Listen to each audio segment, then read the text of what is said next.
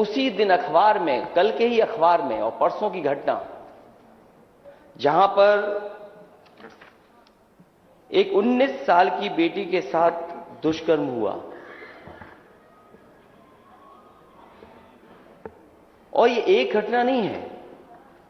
अगर हम घटनाओं को देखें और आंकड़ों को देखें, माननीय अध्यक्ष, आपके माध्यम से सरकार से कहूंगा, कम से कम सरकार इस पर साफ कहे कि जो जीरो टॉलरेंस की बात कर रही हो, और जो सबसे ज्यादा अपने आप को प्रचार में इस बात के लिए प्रचार कर रही हो कि वो सबसे ज्यादा संवेदनशील है महिलाओं को लेकर के, बेटियों को लेकर के, लड़कियों को लेकर के। लेकिन अगर हम देश के और उत्तर प्रदेश के आंकड़े देखें तो महिला अपराधों में यूपी सबसे आगे है। अगर ये आंकड़े सरकार नहीं मानती है तो सरकार ये बताए कि सरकार के पास जो सिस्टम है, डायल 100 जिसको डायल 112 कर दिया है, उसके आंकड़े क्या कहते हैं। 1090 जो बना था सुरक्षा के लिए, उसके आंकड़े क्या कहते हैं। और जो हर दिन हम अखबार खोल करके देखते हैं तो पाते हैं कि क्या गंभीर से गंभीर घटनाएं हो रही हैं। और अगर हम याद करें पीछे मुड़ करके, और अभी भी सरकार उतनी जितनी सेंसिटिव होनी चाहिए, जितनी सीरियस होनी चाहिए, अभी भी घटनाओं को लेकर सेंसिटिव नहीं है। इलाहाबाद में 22 अप्रैल को थाना भरभई में पूरा परिवार समाप्त कर दिया गया, पूरा का पूरा परिवार खत्म हो गया। उसके बाद जो जानकारियां आ रही हैं, अभी तक अपराधी नहीं पकड़े गए। और ये प्रयागराज की पहली घटना नहीं है, प्रयागराज में न जाने कितनी ऐसी घटना हुई हैं। आखिरकार सरकार क्या कर रही है? क्या थाने इसी तरह अराजकता के केंद्र बन जाएंगे? कल की घटना रामपुर की, जहां रूलिंग पार्टी के सदस्य थाने में जाकर के जिनके ऊपर जिम्मेदारी है कि कानून व्यवस्था को बेहतर करेंगे, उनकी पिटाई हो जाना, मारपीट होना उनके साथ थाने में, और रिवॉल्वर लगा देना। यह है जीरो टॉलरेंस की सरकार। और फिर माननीय मुख्यमंत्री जी जहां गए ललितपुर में, हालांकि मैं तो ये कहूंगा कि सदन के नेता सच बोलते हैं, और मुझे बड़ा अच्छा लगा जब आपने सच बोला। मैं उस मीटिंग में मौजूद नहीं था, लेकिन मैंने तो अखबारों के माध्यम से पढ़ा और जानकारी मुझे हासिल हुई। नेता सदन ने कहा, जब शिकायतें की गई सरकार की, अधिकारियों की शिकायतें जब हुई, तो नेता सदन ने कहा कि आप लोग दलाली छोड़ दो, अधिकारियों को मैं सुधार दूंगा। मैं अपने नेता सदन का बहुत धन्यवाद देता हूं। 5 साल तक दलाली चलती रही, नेता सदन को पता ही नहीं लगा।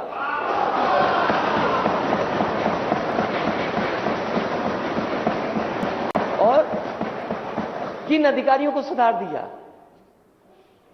मैं इस विषय को इसलिए इन विषयों को उठा रहा हूं, मैं खुद गया ललितपुर, और जब मैंने वहां सूचना पाई कि एक बेटी के साथ ऐसी घटना हुई, सरकार ने कार्रवाई की। लेकिन क्या सरकार यह बताएगी कि घटना होने के बाद जीरो टॉलरेंस है? घटना ना हो उसके लिए सरकार क्या कर रही है? इसी तरह सिद्धार्थनगर में, क्योंकि पुलिस को खुली छूट मिली हुई है, सिद्धार्थनगर में घर में जाकर के पुलिस पकड़ने की कोशिश करती, नहीं पकड़ पाती है, या मां उसको छुटवाने आती, मां को गोली मार दी जाती, और उस घटना को क्या रूप दे दिया गया, किसी और को जाकर के जेल भेज दिया।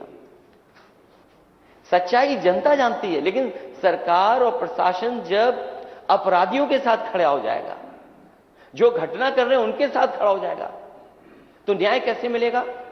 चंदौली की उस बेटी की जो रो रो करके कह रही थी, पुलिस दबिश करने आई थी। क्या दबंगई करने जाती है कि दबिश के लिए जाती है पुलिस? उसकी व्यवस्था है, सिस्टम है। आप कैसे जाएंगे घर में? ये किसने छूट दी है? आप घर में घुस गए, बेटी को इतना पीटा कि जान चली गई उसकी। और ये बात मैं नहीं कहता हूं, और आज के जमाने में जब आप डिजिटलाइज कर रहे हो सब चीजों को, हर चीज को आप इंटरनेट से जोड़ रहे हैं, क्या आपने नहीं सुना, माननीय सदस्य जितने भी हैं सबने सुना होगा कि वो बहन क्या कह रही थी। उसकी बहन कह रही थी कि पुलिस ने इतना पीटा कि जान चली गई। उसके बाद पुलिस उसकी झूठ कहानी बनाने के लिए फांसी से लटकाना चाहती थी। ये घटनाएं होंगी उत्तर प्रदेश में, क्योंकि एक घटना नहीं है। मैं सूची पढ़ सकता हूं, लेकिन मैं सरकार से जानना चाहता हूं। सूची नहीं, नियम 56 किसी एक विषय के ऊपर होता है, एक मैं सरकार से ये जानना चाहता हूं। आप अपना भाषण दो, उसमें पूरी बात करिए। आपका धन्यवाद देता हूं। हालांकि मैंने 3 घटनाएं बताई हैं जी। मैं नेता सदन जब मौजूद हैं तो मुझे कम से कम ये जानकारी दें कि क्या उत्तर प्रदेश में सबसे ज्यादा अपराध महिलाओं पे हो रहे हैं कि नहीं हो रहे हैं, और डायल 112 और 1090 उसके आंकड़े क्या कहते हैं, क्योंकि ये सरकार नई नहीं है, ये कंटिन्यूटी की सरकार है। क्या सरकार ये स्वीकार करेगी पुलिस के लोग कहानी बदल देते हैं? क्या कहानी नहीं बदली जा रही है? मैं ये सरकार से जानना चाहता हूं, जीरो टॉलरेंस की पॉलिसी में कब महिलाओं पर घटना होना बंद होंगी? बहुत बहुत धन्यवाद दीजिए। माननीय स्पीकर, माननीय मुख्यमंत्री जी। अध्यक्ष जी, नेता प्रतिपक्ष ने कुछ मुद्दों पर सरकार का ध्यान आकर्षित किया है।